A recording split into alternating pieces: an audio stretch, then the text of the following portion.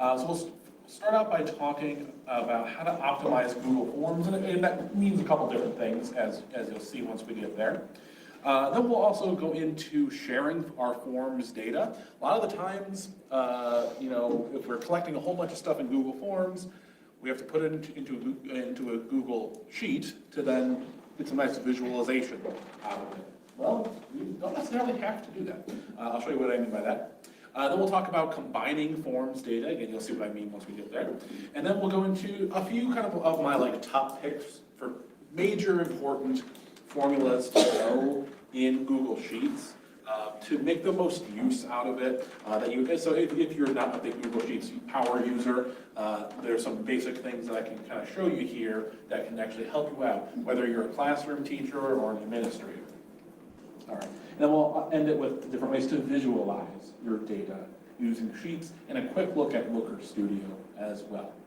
All right, so first thing is gathering student data. So of course, again, if you're a classroom teacher, of course, this could mean gathering like quiz data or exit ticket data, or if you're an administrator and you send like surveys and polls and stuff out. Whatever kind of data that you gather, of course, Google Forms is a great way to do that. Now, if you are a classroom teacher though, one thing that I hated doing, I was a high school social studies teacher, I did not like writing tests, especially multiple choice questions. It is so hard for me to make up a wrong answer for multiple choice. I struggle with that. So the big issue with that, of course, is you have to write your own questions a lot of the time when you're making your quizzes and tests and all that good stuff, right? Well, here's a couple of options for you to help you gather that information to get some time back for yourself. One is this great add-on for Google Docs called Form Builder. By a show of hands, or if you're in the meet with us, you can do a little thumbs up. Has anybody used Form Builder? I'll pull up a picture of it here. Has anybody used this one by a show of hands? A couple here and there. Good number of thumbs up there. So, very simple idea. Basically what it does, I'll just kind of show you the pictures here. I won't do a whole big thing about it. I just want to put it on your radar. Is it just does exactly what this little picture shows here. If you have a Google Doc or a Word document, you just put it into a Google Doc with a test or quiz that you normally just print out and give to kids. If you want to move that into a Google form and collect the data that way, you can use this extension, this add-on here, to move all those questions right into a brand new Google form. And so here's kind of like another little screenshot of what it looks like. Let me see if I can open this up a little bit here. So essentially, you'll have this little side panel on the side, and you just highlight different different text, or like if you have like multiple choice options, you can drop them into this little sidebar, and then when you're done, you basically just hit generate, and it makes a brand new Google form out of all those questions. So you don't have to do a whole bunch of copying and pasting back and forth between your Google Doc that has, they normally print out, and a brand new digital Google form to save you some time. Okay.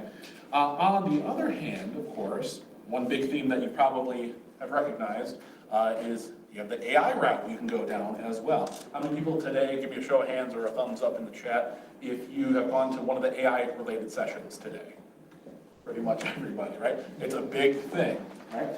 So, ChatGPT and Google Bard can absolutely help you out on that point as well. So here is something I did in Google Bard. Bard just announced a day or two ago, recently, that you can now give direct links to your past Google Bard conversations. So I saved this one for myself here. And my prompt was make a 5-question pre-quiz for 9th grade US history class for questions about the Articles of Confederation. Include a mix of multiple choice and short answers is what goes on there. Okay? And then sure, everything starting here is what it generated for me. And I could easily just copy paste, and go and drop all that stuff right into a Google form. Of course, I'll still want to check it for accuracy, make sure it makes sense, and it's worded the way I want. But there we go. So a nice, easy 5 questions that I don't have to dig through and write and make up myself. Same thing here over in ChatGPT. Okay. Did the same idea. I did the exact same prompt. And again, same thing. Gave me slightly different questions. But again, lots of good information. And if you were in some of the AI sessions earlier, one of the other big themes here too, don't blindly just take it. You still have to be the human here. Still check through it, make sure it's worded the way you want it, make sure it aligns with your learning objectives. But from here, that can save you a ton of time with writing all those questions. Again, from there, we'll just do some copy pasting, going and dropping that right into Google Forms from there. Now, has anybody used this website before, Concur? Give me a show of hands or give me a thumbs up in the chat if you've used this website before called Concur. This is one of the coolest things I've seen. They just recently changed their model to a freemium model, meaning you get a free version with like limited capabilities and a paid version. The capabilities are the same, it's just how many quizzes you can make. But here it is. All I did was prompt it with the word Articles of Confederation. That's all I prompted it with. Actually, let me just go back to the beginning here. All I did was, this is the home page of it after logging in. I just put in Articles of Confederation, and it'll generate some questions for me. So, same stuff as we saw over in Bard or ChatGPT. You know, it's kind of loading here. Let's see if I can throw it out. This is what I kind of pre-did here. And the extra cool thing that this website does is if we click Assign or Export, we can export this directly over to a Google form. So we don't have to sit there for 15 minutes copying and pasting. There we go. Open up a brand new Google form.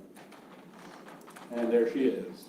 I can still double check through it. It's all editable. I can still scroll through. It automatically marks those correct answers for me. And we're pretty much good to go from there. Still proofread, still make sure everything's correct. And the other thing that's really nifty too is it does also have a validate with Google search button back over here in Concur, where it'll give you a little certification, or like validation rather. Okay. And so that one's really awesome. Again, I think in the free version, I think you can use it 20 times to make like a Google form. I'm not sure when it resets or if it does. So I'm a little fuzzy on the payment details here, but it is really, really awesome tool.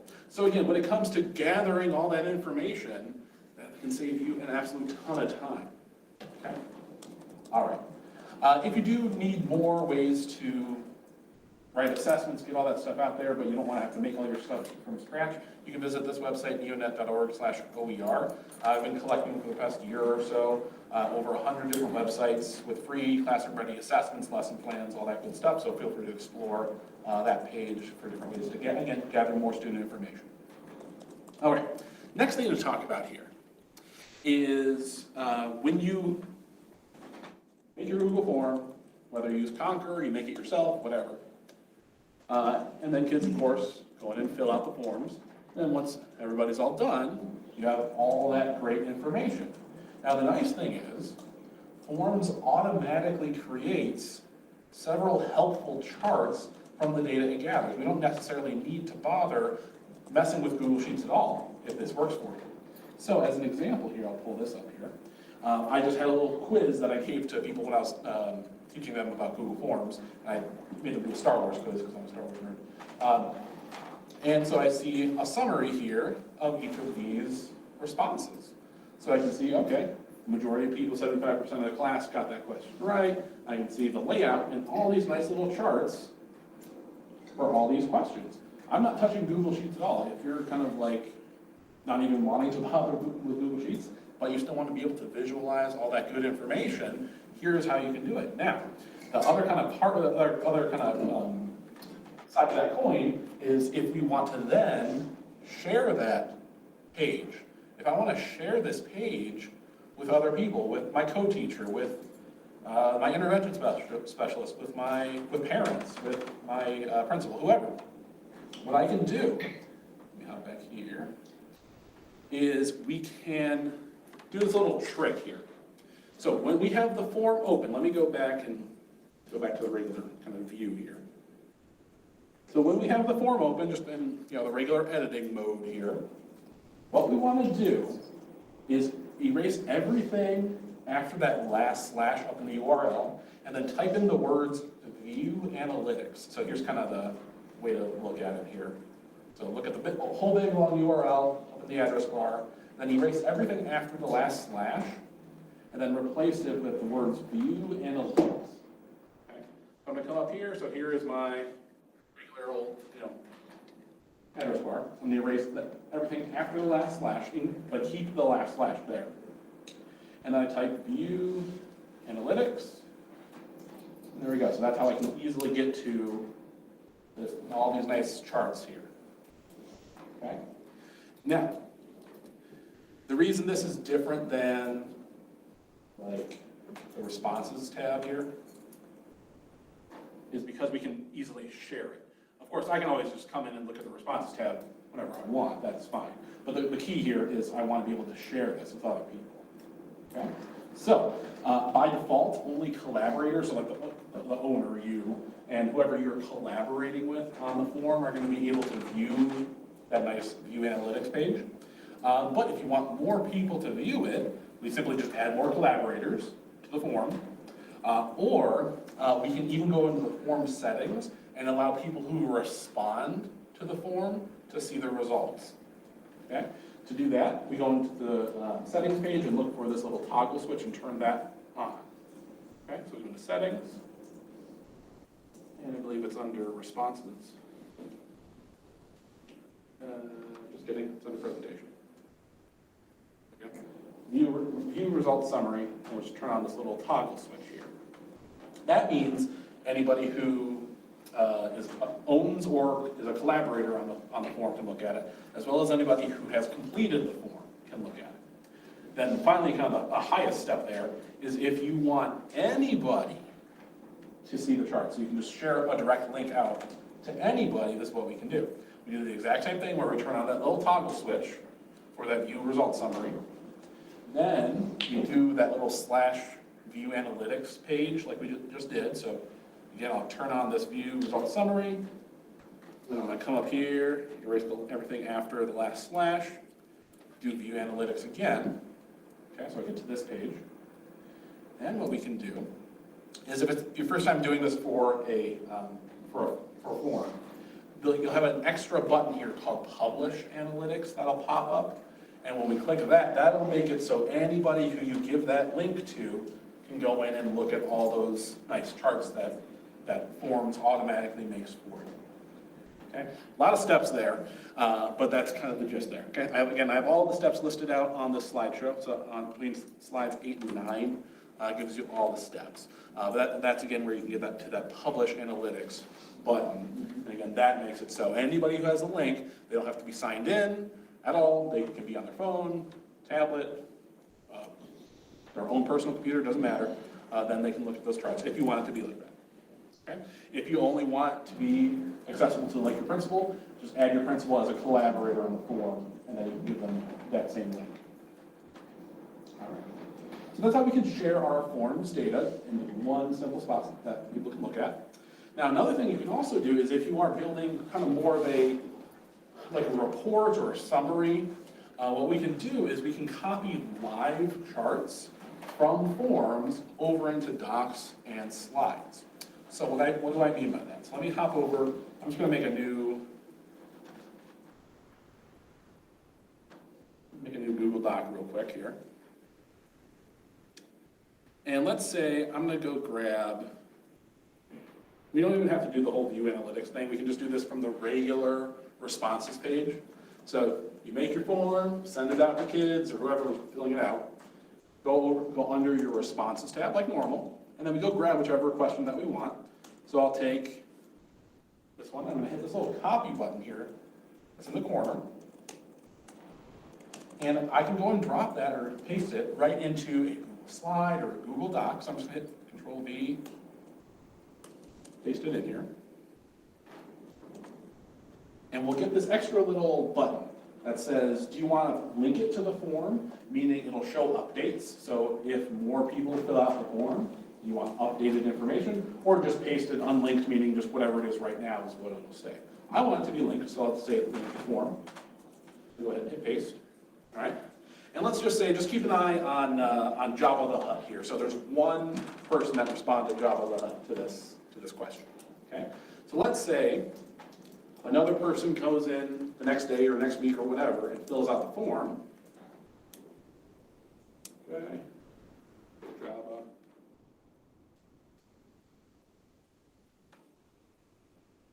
Okay. My answers here. Okay, fill out that form. Good. What I can do is when I come back into this form, I will now have this little refresh, little circular arrow button here. And this will work the same way if you dropped it into a form or a doc, or I'm sorry, a slide or a doc, rather. And we can hit this little update button. There we go, it updated, and now we can see we had 2 people that have responded as Java the Hub to this question. Okay, so we can drop in these live charts into a doc or a slide. So if we're building a report or whatever it is, presentation, that important information, whatever it is, we can keep up-to-date information here without having to bother with that whole view analytics link sharing stuff, if this is easier. Okay. So that is how we can do that. All right. Any questions so far? Let me check on the chat real quick here. Let's see. The paste chart comes automatically. Yeah, you simply do, it's a regular old copy paste. You just copy it from the form. Make sure you're in the responses section. Hit that copy button here, and then you just Control V or right click paste inside of a doc or a slide.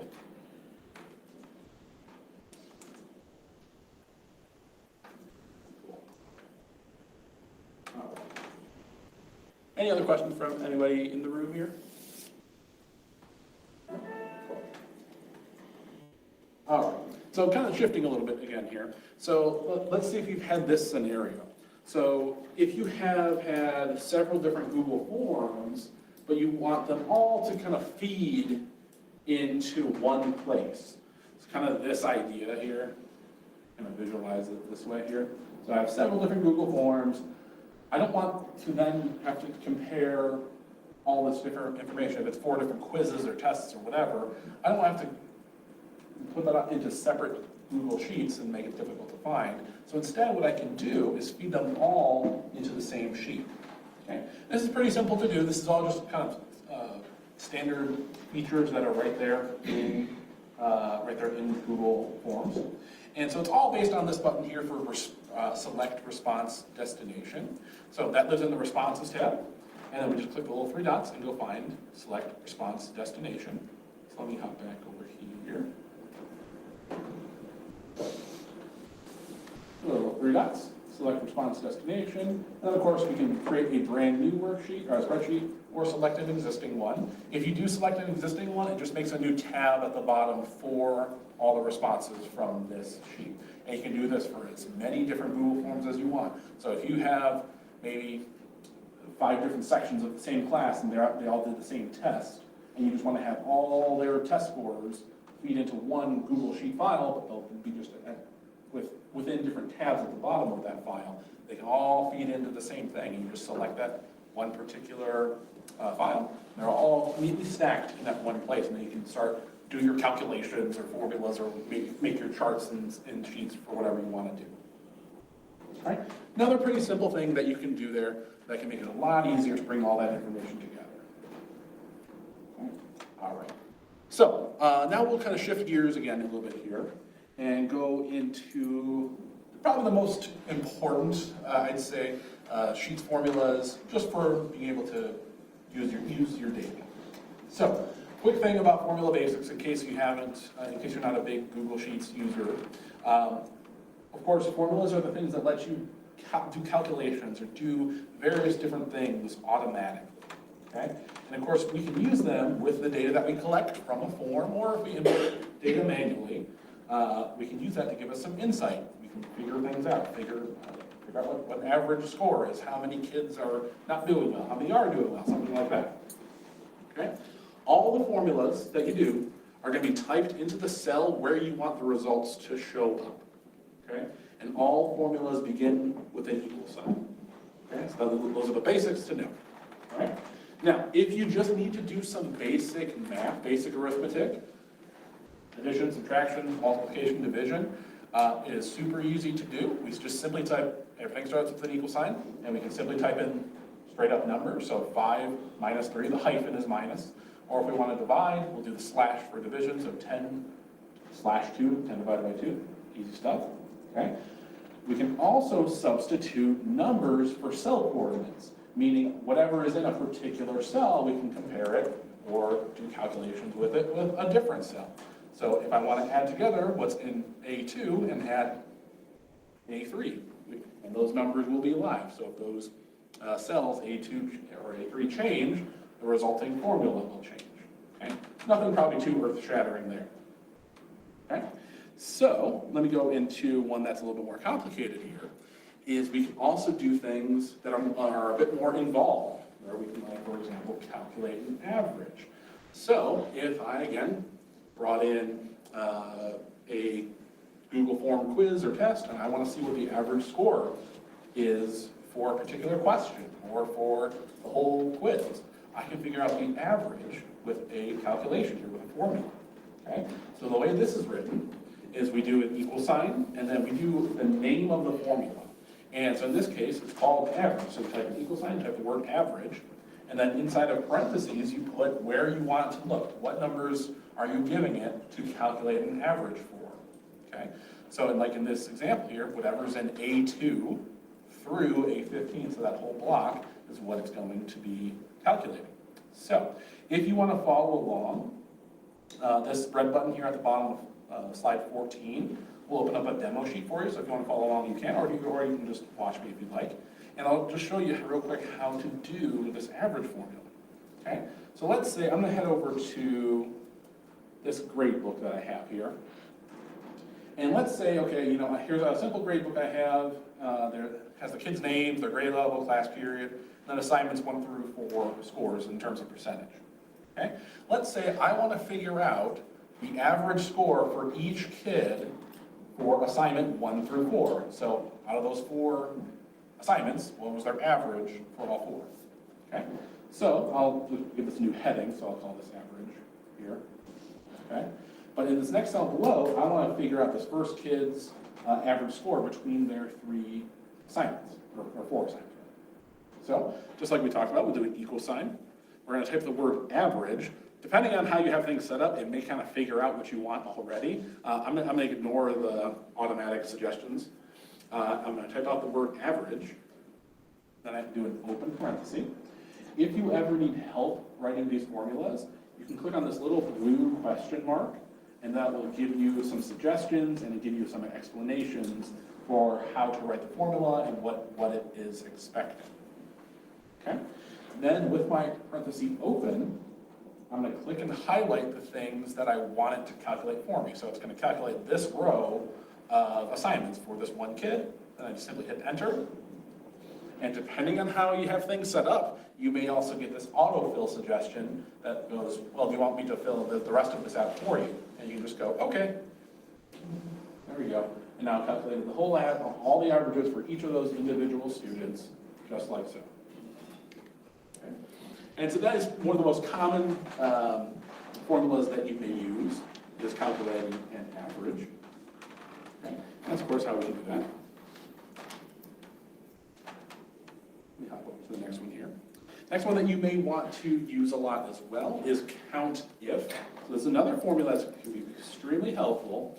And so to explain what it does, it can count how many times a certain thing shows up in a range of cells. Okay? So this is the way this one's written. It's the rules are kind of the same as it is for the average, where we start with an equal sign, and we do the name of the formula. Okay?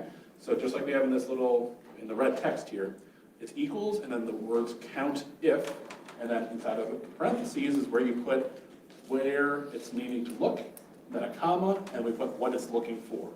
Okay? So if you are looking for some text, this is kind of a weird thing that you kind of have to do. If you are looking for some certain text, you do have to put it in quotations. If you're looking just for a number, you'll just put in the number itself. But if it is like regular text, you do have to put in quotes. Okay? So let me show you how you might use this. Okay? So let's say, section here. Let's say I want to count how many kids are 9th graders in this data set here. okay? I could sit here and go, 1, 2, 3, 4, and sit there and count and drive myself crazy. Or I could use the formula, okay? So I could, put in a heading at the top, number of, ninth graders. Okay. And now I just want to add in this formula. So again, I'm going to do equal sign and count if, and an open parenthesis. And I'm going to go ahead and open up a little blue question mark to make sure I'm writing this the right way. You'll notice it will do like a little green highlight over the part of the formula that you're currently writing. So right now, it's highlighted in green over range. So that means the range that is tested against criteria. I wish they wrote these in like more layman's terms. It's kind of confusing sometimes. But what we're doing is we're looking for the range of cells for where it's supposed to look. Okay? So I want it to look in all of column C. So I can just simply tap on the column heading C here, and I'll just look in everything in column C. Then I'm going to type a comma. Now back over here, we are now highlighted on criteria, meaning simply just a thing that we're looking to count. What are we looking for? Okay? In this case, we're looking for 9. I just want to count how many ninth graders I have. Okay? Then simply hit enter, and we have 16 ninth graders.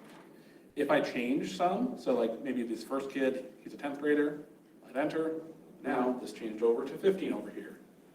Do it again, 10th grader, 14, so on and so forth. Okay? So it's going to be live numbers counting how many times whatever it is shows up in a certain range. Okay? Next one is an if formula. So this formula will show a certain thing that you tell it to show, depending on what is found in another cell. All right? So the way this formula is written is it's equals, and then the word if, if. And this one's a little bit more complicated, okay? And so the different things that you have to put in here is you put in an expression. First of all, an expression would be something like this, where A2, in this green text, A2 is less than or equal to 0.7, meaning greater than or less than or equal to 70%. My idea here is what I want to do, let's say I want to look at, let me clear this out here. Let's say I want to look at these kids' assignment number 4 scores, and I want it to say if any kid got less than a 70% on this assignment, I just want to make a little warning or a note to myself to intervene with that student. Okay? So what I can do, I'll call this assignment 4L, question mark. And what I want to do is, we'll write the if formula, so equals if. Okay? If whatever is in this cell, we have to use the greater than or less than symbols in this case here, is less than or equal to 0.7 or 70%. I'm going to type a comma. And the next thing it shows is value if true. You can put in whatever you want here. Some text, some numbers, whatever you want. Okay? If it is true, so if they got less than 70%, I'll put in some text there. Again, because it's text, you have to put this in quotes. I'll say help them. Right? Again, you can type in whatever you want. I'm going to type a comma again, and value if also if they're above a 70%. Say there. Yeah. And go ahead and let the autofill do its thing. There we go. So now, this whole thing here, I can look for, oh, they're fine, or help them, or they're fine. So I can see instantly a little bit easier way to tell. Yeah. Can you do it so that the text is highlighted in the specific box? Absolutely. So that is what conditional formatting is. So check this out. So like it's kind of hard to tell. It's just text. There's a lot of text there. So what we can do is we can do some conditional formatting here. First thing I like to do is just highlight the whole area where we want it to apply. So I'm going to highlight all of column I just by clicking on the heading, the letter I there. And I'm going to go up to Format. and we're gonna go to conditional formatting. And using this side panel, we can do a whole bunch of different things. If you haven't messed with this stuff, there's a lot of different options that you have. I'll just show you what you would need to do for this specific scenario. For this case here, we would go under this drop down here for format cells if, this is like the condition. So if I open up this drop down, there's a whole bunch of different options. And so what I can do is say, okay, the text is exactly, and then I can just put in the box below it. I think I call it help them. Yeah, and I can pick the color, put it like red, make the text white.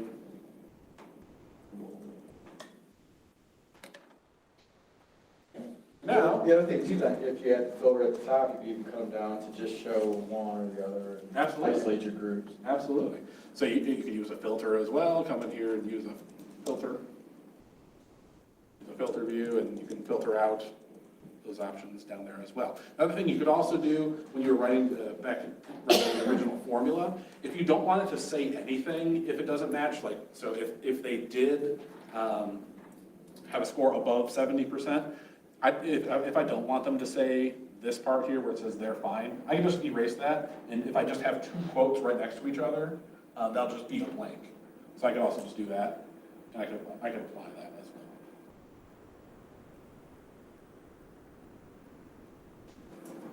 Okay, and so that way I can have just a blank if that's easier. Okay. All right. Now, we'll skip ifs just for now, but this does kind of the same thing as if does, it just goes a little step further. This lets the ifs IFS formula, lets you do the same thing as if, but it lets you set multiple conditions. So you can say, if this is true, make this happen. If this is true, make this happen. If this is true, make that happen. So you can make as many of those different things as you want. So it lets you do various different things, and I'll just show you the end result of something like that. So if I have, let's see, I got this one. Yeah, here we go. So that's how I did like these letter grades here. So depending on what their percentage is what it writes the letter grade in the next one over. So if they have 100%, they'll write an A. If I change their score, let's just say I give them a 50%. There we go. They'll format it to an F, and I also did conditional formatting in there to make it red. Okay? So that's what the ifs formula does. Works the same way, you just do kind of more of the if. All right. A couple other little tidbits here, going back to the different things that you can also do for count if. So going back, the count if was this one, counting how many times a certain thing shows up. One extra note on that is you can count the number of times something shows up, even if it's not an exact match, okay? So, in other words, you can count if the text contains a letter or a word or a phrase, okay? So what we can do is use an asterisk, they call it a wild card, and it lets you look for if this phrase is anywhere basically in those cells. So like in this case, if I did this formula for count if in A2, look for Smith. Doesn't matter what Smith it is. We would see we have John Smith, Joe Smith, Bill Smith, and Bill Johnson and Will Smith. It's going to count 3 Smiths because it's still looking for Smith, not specifically for Will Smith. It's looking for any Smith, basically. Okay, hopefully that makes sense. A little bit more on ifs, IFS. You can use it, of course, as we saw, to write letter grades. It's kind of a pain in the butt to explain and to write. So here on slide 17, if you would like to use it, this slide has a link to the whole formula that I wrote out. So if you want to use that, feel free to copy that. Basically, it just runs, if they get a 95% or above, they get an A+. If they have a 93 to a 94.999, they have an A. From a 90% to a 92.999, they'll have an A-, so on and so forth. Okay, if you want to copy that, feel free. And then, last little tidbit as far as sheets goes here.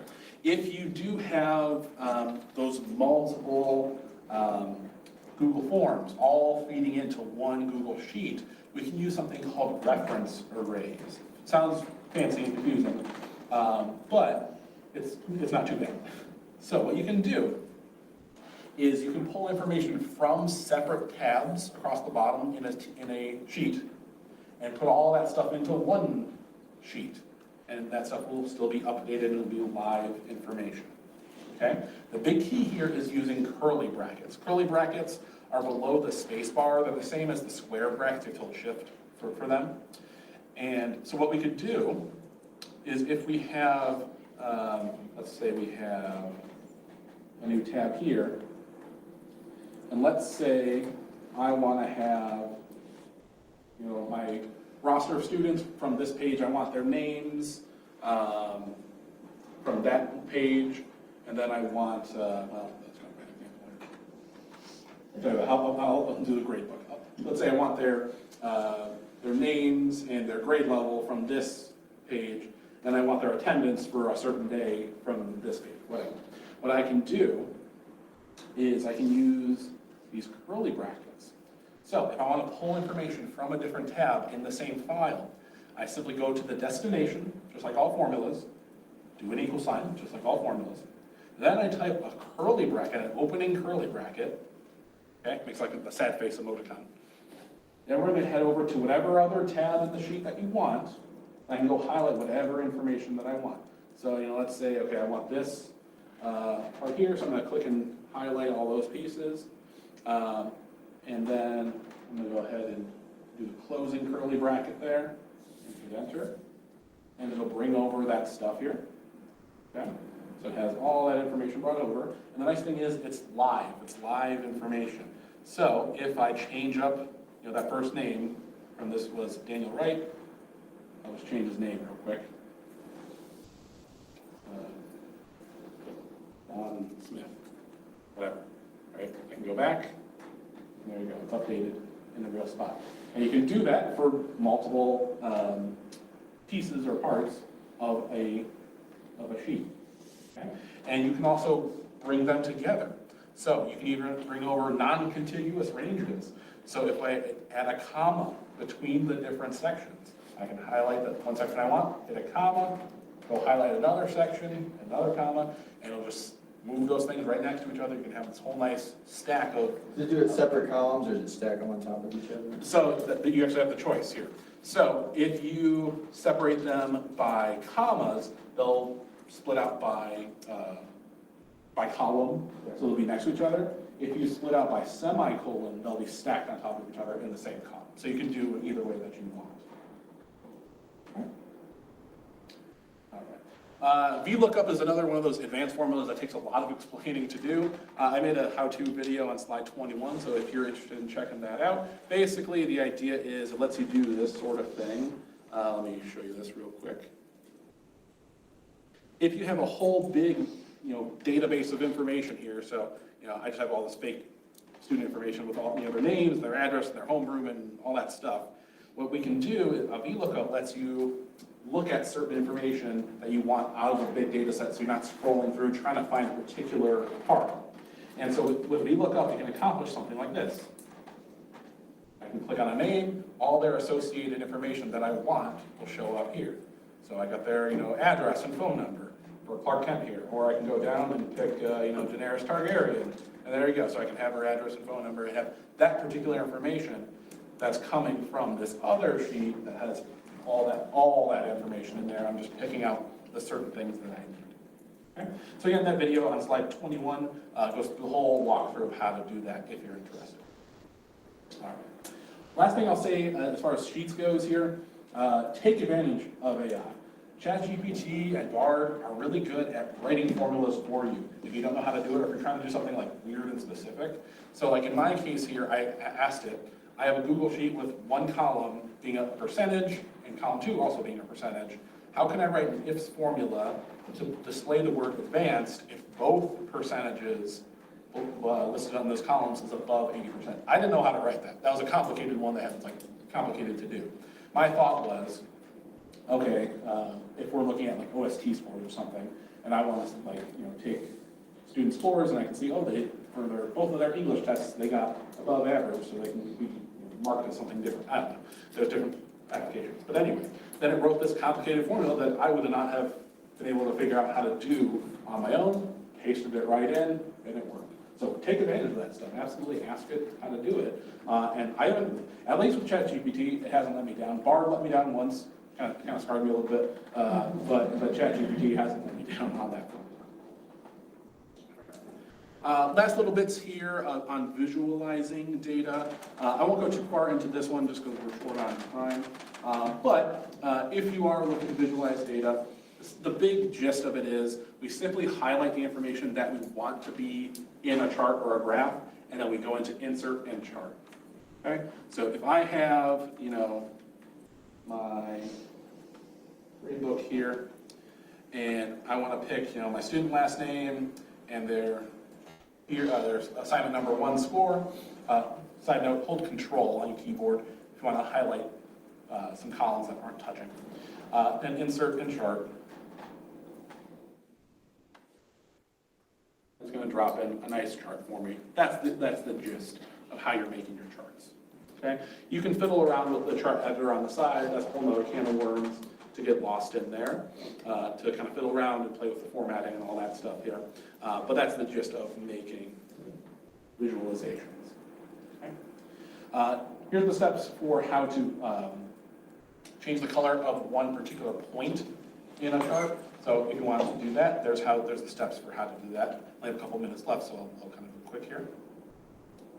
Also, if you want to make something like this, a chart with a solid average line that goes across, this one takes a little bit more setting up. Here's all the steps for how to do that. Again, don't have enough time right now to do it, but here's all the steps for you to make a chart with a solid average line that looks something like that, if you'd like to make that. All right. Then last thing I just wanted to show real quick here is Google Looker Studio. As I was walking, I didn't even realize there was a session today for Google Looker Studio. Hard to say. And so if you want to have a little quick demo, it is a great way to visualize a whole bunch of information. And there's a bit of a learning curve to it. I took an afternoon and just kind of figured it out. But I threw together a mock page here of information in Looker Studio, and just to see the benefits of it. I struggle to see a classroom teacher using it, but I think for administration, I think it's probably particularly useful. But essentially the idea is you have this whole big interactive visual experience here, where in this case I just made some mock OST data here. And what we can do is, in this case here, let's pick a student, so I'll pick, you know, Michael Turner here. Okay? Not only does that bring up his own information here under this one table, when I scroll down, I can see if he's ESL or not, what his race is, how his scores laid out here. I can see his specific scores in this table layout. I can see all these bar graphs that I made. And the kind of the cool thing is, and we reset here, all these different things are interactive. So all the tables, all the charts are interactive. And so there's a whole bunch of stuff that you can do in here to be able to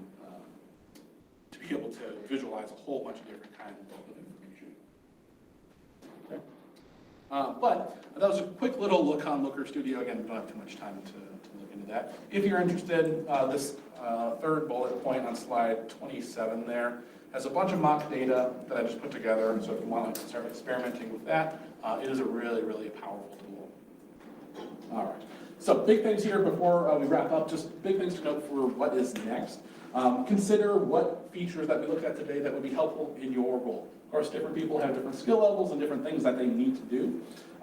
Just take some time before school starts to practice with what we saw today for the things that interest you. I have another link here on slide 28 for some practice mock data that you can play with. So you don't have to sit there for a bunch of time making up a bunch of fake information. And again, take advantage of those AI tools. They are extremely helpful for answering specific Google Sheets questions for like, how do I write this weird specific formula for this one particular use case that I'm trying to do. All right, here's some more kind of practice ideas, so if you want to follow along with that, if you're really bored over the summer, you can absolutely take advantage of that. But other than that, there's our to-do list that we started with. So we looked at optimizing Google Forms, sharing Google Forms data, combining different forms together into one sheet, some top formulas in Sheets, as well as how we can visualize data in different